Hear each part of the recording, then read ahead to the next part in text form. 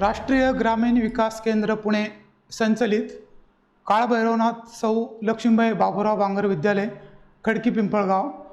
मी Dattatray Vishwanath Mancharkar, BSc B.Ed।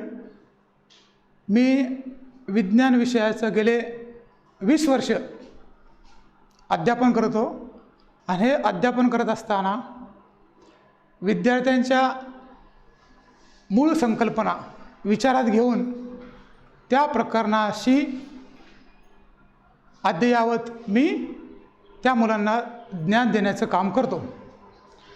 आता विज्ञान आणि तंत्रज्ञान भाग 2 हा विषय शिकवत असताना या विषयामध्ये मी आज इयत्ता 10वीचं 4थं प्रकरण पर्यावरणीय व्यवस्थापन। पर्यावरणीय व्यवस्थापन म्हणजे काय, तर आपल्या सभोवताली जे पर्यावरण आहे त्याचं नियोजन कसं असावं, अशा प्रकारे हे पर्यावरणाचं व्यवस्थापन आपल्याला हे प्रकरण पाहिजे। हे प्रकरण पाहत असताना आपल्याला 5 पॉईंटचा आपल्याला अभ्यास करायचा आहे। पहिला आहे परिसंस्था किंवा त्याला म्हणतो पुनरावलोकन। दुसरा आहे पर्यावरण व परिसंस्था संबंध। तिसरा आहे पर्यावरण संवर्धन। चौथा आहे पर्यावरण संवर्धन आणि जैवविविधता। पुढचा आहे जैवविविधतेची संवेदन क्षेत्र। तर विद्यार्थी मित्रहो, आपण ज्या वेळेस एखाद्या प्रकरणाचा अभ्यास करत असताना आपल्याला त्या प्रकरणाच्या पाठीमागची बाजू किंवा त्याला पूर्वज्ञान म्हणा, पूर्वसंकल्पना म्हणा, आपल्याला माहीत असणं गरजेचं आहे। आपण मागील वर्षी म्हणजे इयत्ता 9वीमध्ये आपण या परिसंस्थेचा आपण अभ्यास केलेला आहे। आता ही परिसंस्था म्हणजे नेमकी काय आणि तिचे घटक कोणते, तर जैविक आणि अजैविक घटक तसेच त्यांची होणारी आंतरक्रिया मिळून ही परिसंस्था तयार होते। आणि ही परिसंस्था तयार होत असताना त्याच्यामध्ये जैविक घटक आणि अजैविक घटक अशा प्रकारचे घटक असतात। आणि या जैविक घटकामध्ये तुम्ही पाहिलेलं आहे वनस्पती, प्राणी आणि सूक्ष्मजीव। आणि अजैविक घटकामध्ये हवा, पाणी, सूर्यप्रकाश आणि जमीन, हे आपण मागील वर्षी पाहिलेलं आहे। त्यानंतर भक्षकांचे प्रकार कोणते, ते प्रकार प्रत्यक्ष कशावर अवलंबून आहेत। आता भक्षकांचे प्रकार आपल्याला माहीत आहे, आपण जवळजवळ 5वी-6वी पासून भक्षकांचे प्रकार पाहत आलेले आहे। तर प्राथमिक भक्षक आहे, द्वितीयक भक्षक आहे, तृतीयक भक्षक आहे आणि सर्वोच्च भक्षक आहे। आता हे जे भक्षक आहे ते कशावर अवलंबून आहे, तर ते परस्परांवर अवलंबून आहे। ते कसे, सर्वोच्च भक्षक हा तृतीय भक्षकावर अवलंबून आहे, तृतीय भक्षक हा द्वितीयक भक्षकावर अवलंबून आहे आणि द्वितीयक भक्षक हा प्राथमिक भक्षकावर अवलंबून असतो। हे आपण मागच्या वेळेस पाहिलेले आहे। त्यानंतर झाडावरील पक्षी व तलाव यांचा काय संबंध असावा। आता झाडावरचे पक्षी जे आहे स्वतःची अन्नाची गरज भागवण्यासाठी इतरत्र फिरत असतात, हे सर्वांना माहिती आहे। इतरत्र फिरत असताना ज्या वेळेस आजूबाजूला नदी असेल, तलाव असेल, त्या तलावामध्ये आपल्या अन्नाची गरज भागवण्यासाठी, आपल्या अन्नाची गरज भागवण्यासाठी जलचर प्राण्यांचा वापर करतात अन्न ग्रहण करण्यासाठी. जलचर म्हणजे पाण्यात राहणारे आणि या तलावामध्ये जलचर प्राणी असतात हे आपण पाहिलेलं आहे. त्यानंतर आपण जर विचार केला तर 9वीमध्ये आपण अन्न साखळी आणि अन्न जाळं यामध्ये काय फरक असतो, तर यामध्ये अशा प्रकारचा फरक असतो, सूर्यानंतर गवत, त्या गवताला उत्पादक म्हणतात, त्या गवताला उत्पादक म्हणतात. आणि या गवताचा पुढे नाकतोडा हा वापर करतो. ह्या नाकतोड्याला प्राथमिक भक्षक म्हणतात. आणि पुढे बेडूक, हा बेडूक त्या नाकतोड्याला अन्न म्हणून ग्रहण करतो. बेडूक झाला द्वितीयक भक्षक. आणि पुढे साप, हा साप द्वितीयक भक्षकाला म्हणजे बेडकाला स्वतःचा अन्न म्हणून वापर करतो. आता साप म्हणजे तृतीयक भक्षक आणि गरुड हा सर्वोच्च भक्षक आहे. हे असताना हे संपूर्ण कडं, ती अन्न साखळी, हे जे कडं आहे त्या कड्याला म्हणायचं अन्न जाळं. आता या नाकतोड्याऐवजी आपण झुरळ सुद्धा घेऊ शकतो. कोणताही कीटक असेल छोटासा तर तो बेडूक खाऊ शकतो. म्हणजे नाकतोड्याऐवजी झुरळ जरी आपण घेतलं तरी ते झुरळ बेडूक खाऊ शकतो. हे अन्न साखळी जे आहे ते एक प्रकारचं अन्न जाळच आहे, लक्षात घ्या. आणि विद्यार्थी मित्रांनो, हा झाला थोडक्यात पाठीमागच्या वर्षाचा आढावा. आणि आता आपण खऱ्या प्रकरणाला सुरुवात करणार आहोत. फार चांगलं प्रकरण आहे. नुसतं अभ्यासासाठी आपल्याला मार्कांसाठी आपल्याला करायचं नाही, तर आपल्याला समाजामध्ये त्याच्या काय बेसिक गोष्टी आहेत की हे पर्यावरण ढासळत चालले. ते पर्यावरण ढासळत चालत असताना आपण कोणती खबरदारी घेतली पाहिजे, तर त्याकरता आपण नेहमी अभ्यास करताना तो विचार केला पाहिजे. नुसतं मार्कांसाठी मार्क गडगंजे मिळवायचे आणि हे मिळवत असताना आपण त्याचं अनुकरण केलं पाहिजे, अवलोकन केलं पाहिजे. आता पहिलं आहे परिसंस्था. आता परिसंस्थेची मग अशी व्याख्या आपण पाहिली, जैविक आणि अजैविक घटक तसेच त्यांची परस्परांशी होणारी आंतरक्रिया हे सर्व मिळून ती परिसंस्था तयार होते. आता आपल्याला माहिती आहे अन्न निर्मिती करणाऱ्या काही वनस्पती उपयुक्त असतात आणि त्यांना खाणारे कोण कोण असतं, हरिण असते, शेळ्या मेंढ्या असतात, गाई म्हशी असतात, घोडे उंट असे शाकाहारी प्राणी सुद्धा महत्त्वाचे आहेत की जे वनस्पती ग्रहण करतात. आणि हे सर्व असताना या शाकाहारी प्राण्यांची प्रमाणाबाहेर संख्या वाढू न देण्याचं काम वाघ आणि सिंह करतात, लक्षात घ्या. वाघ आणि हे जे प्राणी आहेत सिंह, हे हिंस्र प्राणी सुद्धा महत्त्वाचे असतात.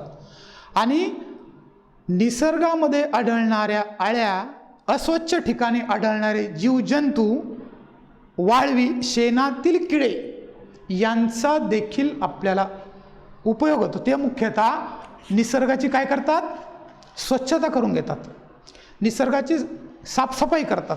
आणि या घटकांमुळेच आपलं अस्तित्व या पृथ्वी तलावर आहे. आणि हे जर प्राणी जर नसते पृथ्वी तलावर तर भयानक प्रकारचे रोगाला आपल्याला सामोरे जावं लागलं असतं. आता त्यानंतर आपण थोडी चर्चा करू. जीवो जीवस्य जीवनम, जीवो जीवस्य जीवनम म्हणजे एक सजीव दुसऱ्याच्या सजीवाच्या जगण्यासाठी असतो. म्हणजे दुसरा सजीव हा पहिल्या सजीवाला अन्न म्हणून ग्रहण करतो. अन्नाची गरज भागवण्यासाठी तो स्वतःचा वापर करत असतो. आता तसं जर पाहिलं तर मागील वर्षी आपण अन्न साखळीमधील विविध पोषण पातळ्या पाहिल्या होत्या. कोणत्या? प्राथमिक पोषण पातळी, द्वितीयक पोषण पातळी, तृतीयक पोषण पातळी आणि सर्वोच्च पोषण पातळी. आता ह्या ज्या पातळ्या आहे ह्या एक प्रकारच्या ऊर्जेचा मनोरा यासाठी त्याचा विचार केला जातो. आता ऊर्जेचा मनोरा म्हणजे काय? तर जे आपण जी कडी केली होती अन्न साखळीतील कडी, त्याचा जो टप्पा आहे तो टप्पा म्हणजे ते ऊर्जा होय, ऊर्जेचा मनोरा होय तो टप्पा. आता तसा जर विचार केला तर आपण जर पाहिलं तर ही जी परिसंस्था आहे या परिसंस्थेचे जर बारकाईने जर आपण निरीक्षण जर केले, या परिसंस्थेचे आपण बारकाईने जर निरीक्षण केले तर ही परिसंस्था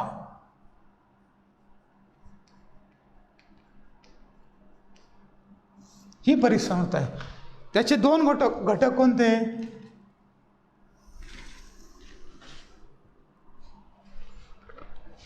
पहिला आहे अजैविक घटक,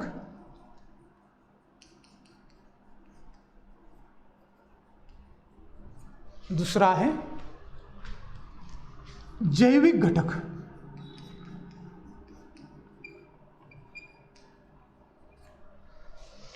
आता हे अजैविक घटक असताना त्याचे पुन्हा दोन उपप्रकार पडतात. ह्या अजैविक घटकाचे भौतिक घटक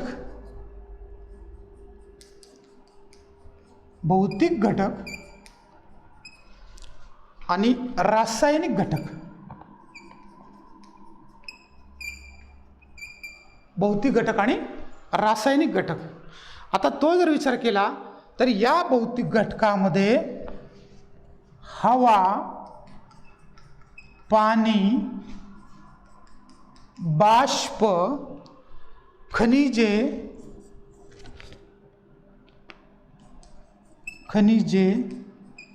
मृदा, सूर्यप्रकाश यांचा समावेश होतो या भौतिक घटकामध्ये. रासायनिकमध्ये काय होतं?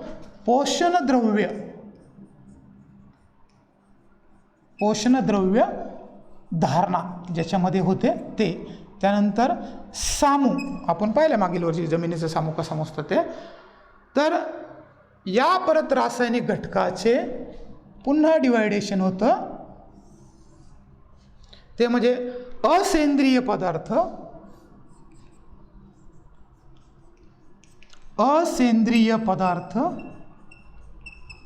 आणि पुढचं तुम्हाला माहिती आहे सेंद्रिय पदार्थ.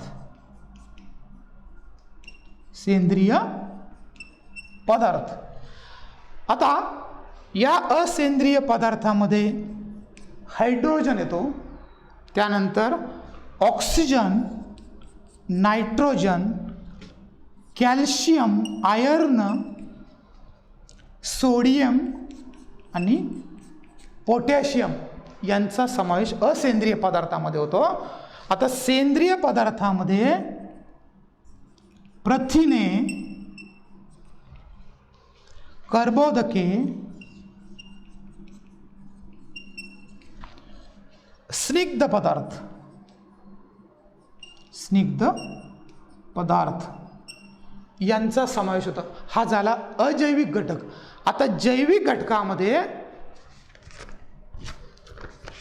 दोन उपप्रकार पडतात ते म्हणजे स्वयंपोषी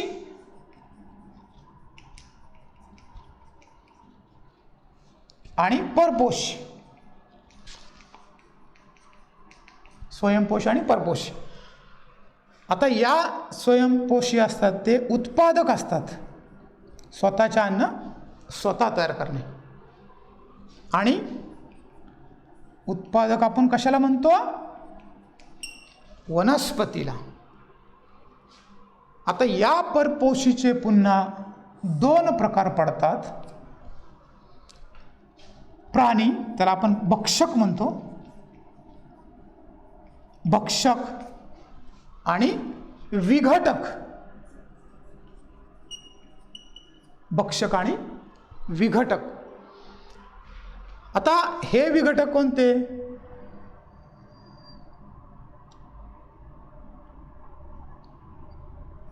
हे विघटक आहेत सूक्ष्मजीव आणि जीवाणू. आणि इथे येईल नाकतोडा. तसं जर पाहिलं